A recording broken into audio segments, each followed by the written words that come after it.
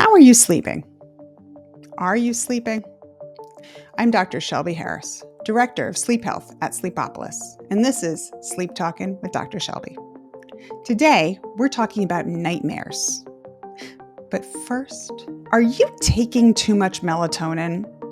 Patented in the mid-90s, the supplement has been popular for quite a while, but many recommend not taking it for certain cases. And while short-term use seems generally safe, there isn't strong scientific support for long-term use.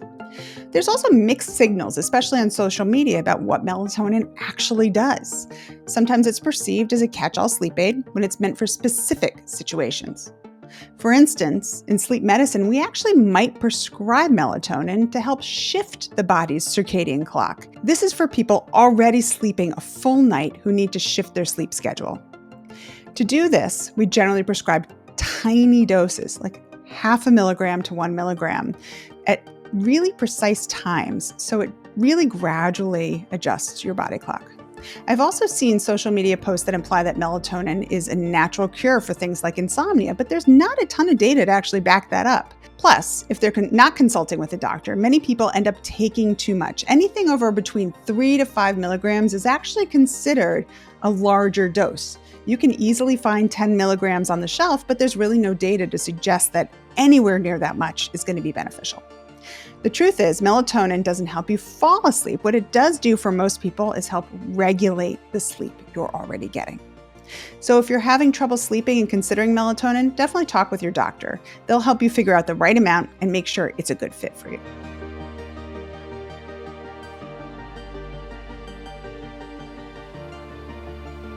If you like Sleep Talkin' with Dr. Shelby, take a second right now to give us a 5-star review on Spotify or Apple Podcasts. It seems simple, I know, but it helps us reach a lot more people to get them the rest they deserve. And if you're tired of hitting snooze, hit subscribe. A new episode of science-backed sleep tips is available every other Wednesday on YouTube and everywhere you listen to podcasts. We're recording this episode right before Halloween. Boo! A time for costumes, candy, scary stories, and sometimes nightmares. And while many might love the occasional fright, not me. Especially at this time of year, there are others who really seriously struggle with disturbing dreams. It can impact your mood, your health, and make bedtime something you actually dread. If you feel this way, this episode's for you. This week, I have no guest. What? Instead, I'll be sharing strategies and experiences from my own training and practice, helping people deal with their nightmares. So let's start with a question I get asked very often. What is a nightmare? So what is a nightmare, right? I think a lot of people might think that a nightmare, and in all fairness, people kind of hear this in media and they don't always talk about the different nuances of what nightmares are. And they don't report it to their doctor because they don't think what they're having are nightmares. So what a nightmare really is it's some sort of a dream that can be scary, upsetting. The term we use in sleep medicine and psychology is called dysphoric. So it has to be upsetting to your mood somehow, but it's just upsetting. That's the key. It doesn't have to be like that.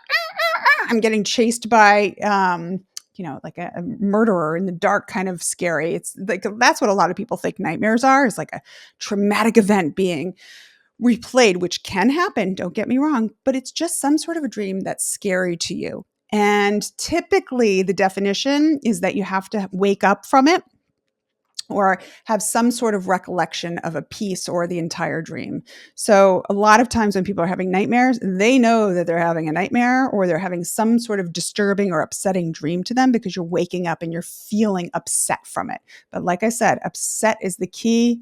Dysphoric is really important. Doesn't have to be totally fear-based. And when we talk about nightmares, some people will have them once in a while. Some people will have them nightly. It really can vary.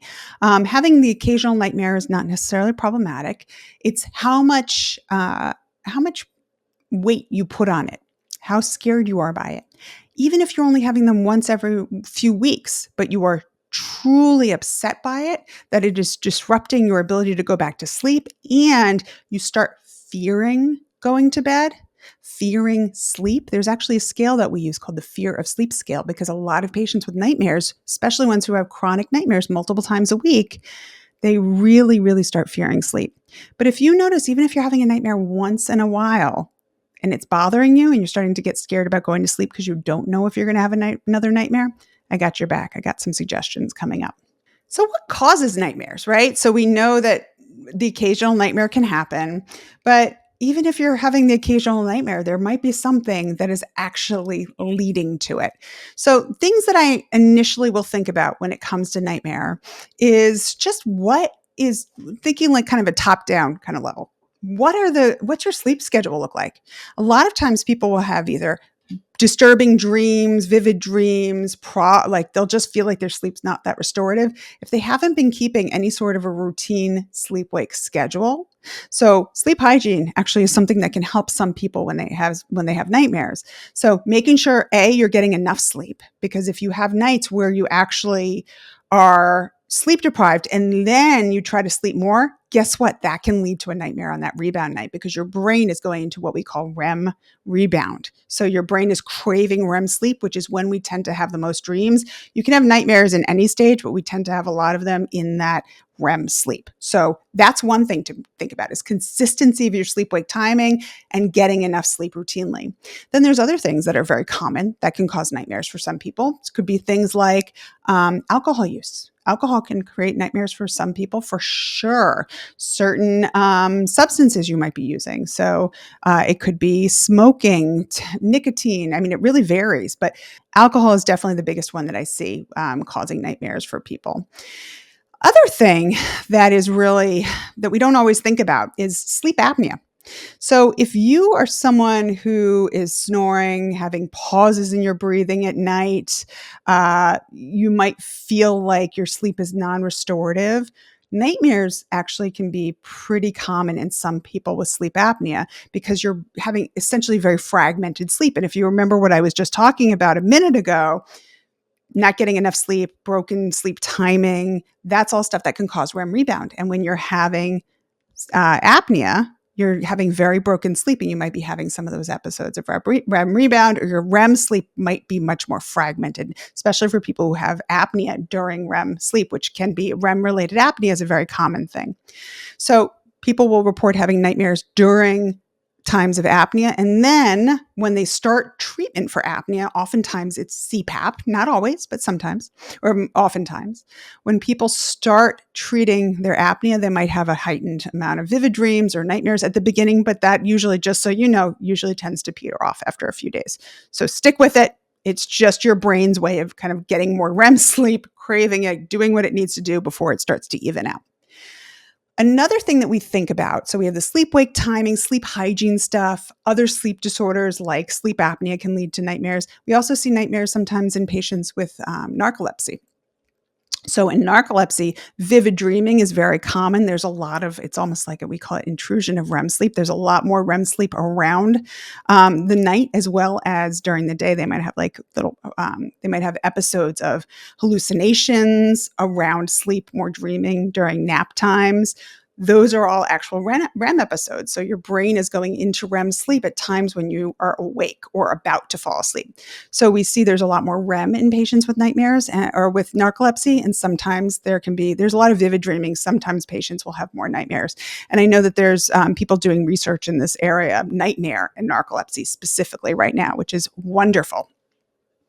Another thing that we think about that's very common that can cause nightmares are certain medications. Over-the-counter medications. The biggest culprit that I see day in and day out in my practice is melatonin. The thing that people tout as being the cure-all for sleep problems. It's great for certain things, but not everything. And believe it or not, if someone comes to me with insomnia and they are taking melatonin and they're like, oh yeah, and I have nightmares too, which is impacting my sleep, I say, stop the melatonin. Just stop it. Because melatonin can lead to more nightmares. And believe it or not, for many people, when they stop the melatonin, they don't have vivid dreaming or nightmares anymore. So that's one that doesn't get spoken about as much, but it is a really common issue. And then there are other medications that can cause more nightmares. So antidepressants can definitely cause nightmares in some people, certain blood pressure medications, and even certain drugs for like Parkinson's can cause nightmares in some people. So you really want to just keep an eye on that. Look at the side effects, talk with your doctor about the risks and benefits, because I don't want you just stopping your medications. Melatonin is one, though. Most people are taking such a low dose that you can just stop that. Always talk to your doctor. But melatonin, if you're having nightmares, you probably just don't need to be taking it. But the other things definitely have that risk and benefit discussion with your doctor. Two other causes, very common causes for nightmares, are stress and scary content, right? So, I will never forget one of the reasons that I mean, I don't have chronic nightmares or anything like that, but I will never forget when I was a kid. I cannot remember my age. Maybe, I don't remember what year Thriller came out, but I was a kid, and I will never forget. Sorry, Mom, I'm throwing you under the bus here. That my mom and my babysitter, who lived across the street, they were like watching the Thriller movie or the Thriller video with Michael Jackson when it premiered. I will never forget this. And I kind of was peeking around the wall and saw a good deal of it. And wow, that freaked me out. And I remember having nightmares for a number of nights after then, because it was bedtime and I was watching the Thriller video, which now I think if my kids watched it now would be like laughing at it because the special effects are so early 80s. But whoa, it really did a number on me. So some people, I can't even watch the beginning of Law and Order, even though I know that usually there's like someone who dies at the beginning. I still can't even do that. I can't handle scary content at all, or even just frightening or any sort of Law and Order sort of stuff. So I know I need to stay away from that. There are other people who love the like Shocktober stuff at night. Fine. You got to figure out what works for you. But definitely at times of stress, stress can be a big one. So a lot of people will have the kind of nightmares that I know I've spoken about in the past of if I'm stressed, I always end up back in high school, and I end up being in a calculus class. It's the calculus teacher I actually had in high school, but I hadn't gone for the entire school year, and I showed up for the final exam, and I had no idea what was on the test or anything. So that's my recurrent nightmare when I am stressed. I know that that's usually a sign that I am stressed. So stress. And then the final thing that we do see that is a hallmark symptom of the disorder is PTSD, post-traumatic stress disorder. So recurrent nightmares, often it's the same nightmare or of a flavor of the same nightmare over and over again, is really, it's that re-experiencing. And people with PTSD often are having that nightmare that's the recurrence of, usually it's a recurring nightmare of the trauma that they had or witnessed. So it's a real thing that needs to get addressed a lot of the time. And a big misnomer is that when it comes to PTSD, a lot of people, or even anxiety, depression, anything that's going on, if someone is having nightmares as well, the big misnomer in psychiatry is let's treat the underlying primary issue. And I'm using quotations for a reason, because the idea is that if we help their PTSD with medication, or let's say any sort of prolonged exposure, or any sort of like a CBT kind of treatment for PTSD, the idea is that if you treat that, then okay, their nightmares will just get better as their PTSD gets better, or the same thing for anxiety, depression, those sorts of things. But what we actually see in the research, and I cannot tell you how often I see it in my practice when I have a patient with PTSD or depression who's having nightmares, the reality is you have to treat the nightmares. And I've talked about this with insomnia on this podcast before. You have to treat them almost like sleep issues are a separate issue, because when you get someone sleeping a little bit better, guess what? You get better outcomes with their psychiatric treatment overall. So if someone starts having fewer nightmares, guess what? The PTSD starts getting better. It makes it so much, you have better outcomes in general. So really, don't just wait for the other things to get better. Really try to work on the nightmares as best as you can. So we're talking about working on nightmares, right? So what does that mean? What are the different treatment options that we have for nightmares? And the reality is, even though most people think that there's nothing you can do outside of sleep medicine, we actually do have some solid treatment options that are pretty good. That nothing works for everyone. I wish that were the case with every kind of treatment we had, but the reality is nothing works for everyone. But we do have some solid treatment options that you can think about. So the first one that is near and dear to my heart, because this is what I do day in, day out, is called imagery rehearsal therapy, or IRT. And what IRT is it's essentially changing the dream or the narrative of the nightmare that you're having. So you're rescripting it. And it's something that kids, we all, or many of us did as kids naturally, but as we become adults, we think this is the dumbest thing ever and we never think to do it. So what it is that if you think about nightmares at night or dreams even, it's imagery that's happening in your brain at night. So it's imagery, right? And it's similar to brain pathways. It's similar to what your brain pathways are using for daytime imagery, for daytime visualization. So like closing your eyes and picturing your favorite food or yourself on a beach. That kind of visualization is using the same parts of the brain as dreams and nightmares at night. So what we're trying to do is give you some control through imagery to change the narrative of the nightmare. Because the one thing that I hear from patients all the time who have nightmares is they say every night feels like a broken record. And that's so true, especially for people who have recurrent nightmares, a similar nightmare day in and night out, essentially.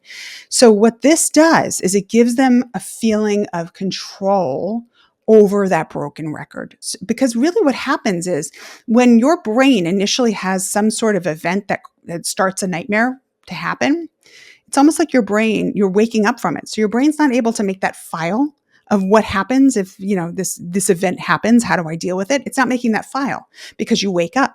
So what your brain's trying to do every night is, here we go again. Even if it's a different kind of flavor of a nightmare, here we go again, because it's trying to make the file it away.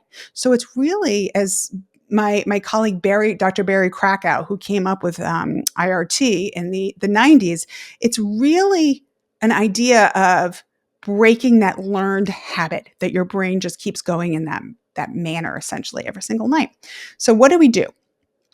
You take the narrative of whatever that nightmare is. Now, if you're someone who has many different nightmares over the course of weeks, months, years, you've just had them for your whole life, whatever it might be, you pick one that you've had more recently that was lower on the kind of really scary level. So you want to think about it as a ladder. You want to think, and this is what we do in CBT all the time when we think about exposure therapy, all these things. We start with things that are less fear-inducing for us. So start with something lower.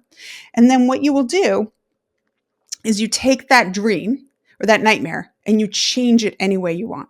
So a piece of it, the whole thing, so it's not scary to you anymore. And then you practice it, visualizing it in your brain during the day or evening. That's the key. You're literally doing it during the day. It's not a nighttime like lucid dreaming kind of thing. You're doing this during the day.